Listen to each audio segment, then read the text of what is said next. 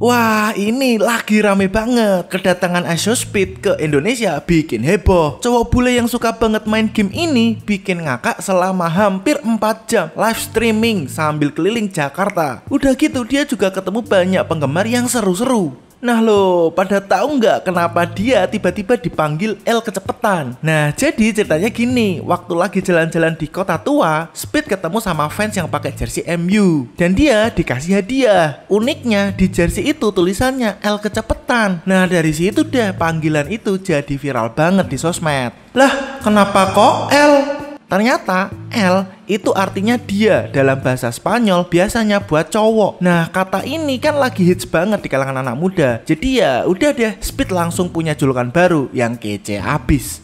Yang bikin gokil lagi, saking populernya Speed di Indonesia, dia berhasil pecahin rekor sendiri. Ada lebih dari 1 juta orang yang nonton live streamingnya secara bersamaan. Gila ya, keren.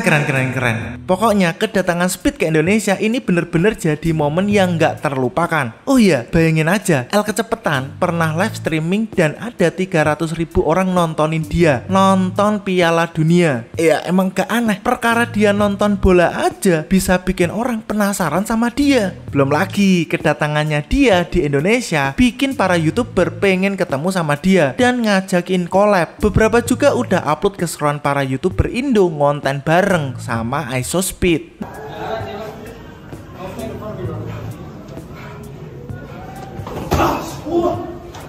Nah, tapi kenapa El Kecepetan bisa terkenal banget? Apa rahasia yang bikin dia terkenal banget? Nah, padahal kalau kita flashback beberapa tahun yang lalu, si IShowSpeed ini cuma nge-live di ruang bawah tanah nyokapnya. Penontonnya tuh ya 0. Gimana caranya bocah 17 tahun bisa jadi streamer terbesar di dunia? Nah, ini kisah dibalik El Kecepetan atau IShowSpeed. Cowok asal Amerika Serikat yang satu ini lagi naik daun. Nama aslinya adalah Darren Watkins Jr. Tapi semua orang lebih suka manggil dia Speed. Awalnya Speed cuma iseng-iseng bikin video game di YouTube. Tapi lama-lama tingkah lakunya yang kocak dan reaksinya yang lebay bikin dia terkenal. Pernah tuh dia kena ban dari beberapa platform gara-gara ulahnya yang kelewatan batas. Tapi Speed gak nyerah, dia malah semakin semangat bikin konten.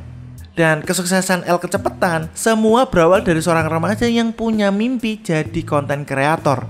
Tanpa kamera canggih, dia mulai streaming game Fortnite di kamarnya. Ya tadi, awalnya dia cuma buat seru-seruan, tapi lama-lama mulai ketagihan ngeliat muka penontonnya. Walaupun kualitas streamingnya masih ala kadarnya, atau suara gamenya kedengeran kayak lagi di kapal selam, tapi dia tetap semangat. Weak ass shit, bro. Hold up. I need to lock in for this. Hold up.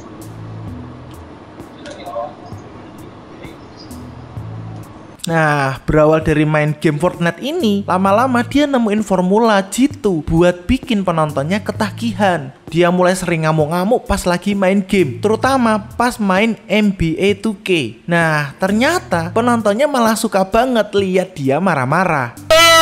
We're going to the west part. Nah, dari situlah karir Speed mulai meroket. Video-video ngamuknya di-share kemana-mana, terutama di TikTok. Bayangin aja, dalam sehari aja subscribernya bisa nambah ratusan ribu. Ngeri.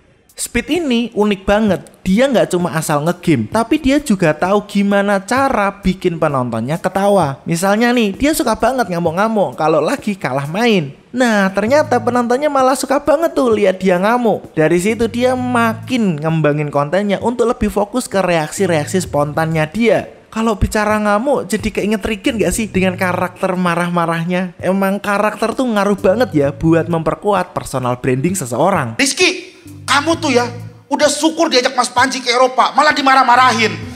Kamu tuh harusnya sabar, jangan marah-marah kayak gitu. Nanti kamu kena penyakit aja, jantung aja kamu. Ya Pak, Papa tapi sebelum ngingetin orang, Papa sadar dulu sama diri sendiri. Papa juga kan marah-marah. Kagak marah-marah. Nah, yang bikin El Kecepetan terkenal itu pas dia mulai bikin konten taruhan. Dia taruhan uang sama lawan mainnya. Terus reaksinya kalau kalah itu yang bikin ngakak. Pokoknya dia punya cara sendiri buat bikin game jadi lebih seru. Nah, yang bikin Speed makin banyak penggemar itu pas dia mulai ngikutin dunia sepak bola. Dia jadi fans beratnya Cristiano Ronaldo dan sering banget nunjukin dukungannya ke video-videonya. Bahkan dia pernah diajak ikut pertandingan amal bareng para pemain bola terkenal. Nah, selain jago main game dan ngerti bola, Speed juga punya bakat nyanyi. Lagunya yang berjudul World Cup sampai nangkring di tangga lagu. Pokoknya Speed ini multitalenta banget lah.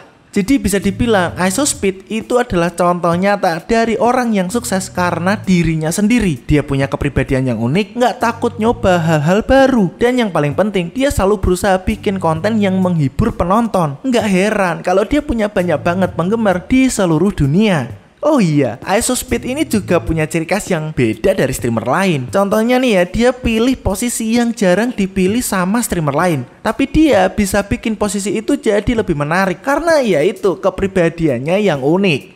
Terus ada juga momen penting yang bikin namanya makin dikenal, yaitu pas dia ikut turnamen game. Walaupun nggak menang, tapi reaksinya yang heboh bikin penontonnya jadi ngikut ketawa. Nah itu, tambah-tambah jumlah penontonnya langsung melonjak drastis. Jadi karakternya ini yang bikin orang-orang terhibur sama tingkahnya. Mau dia menang, mau dia kalah, ya balik lagi. Karakternya yang ekspresif inilah yang malah ditungguin. Ya nggak heran, dia jadi lebih gampang dikenal sama orang lain karena pembawaannya dia yang seru abis. Ronaldo! Oh! Ronaldo! Ronaldo! Ronaldo, what's up? Ronaldo, it's me!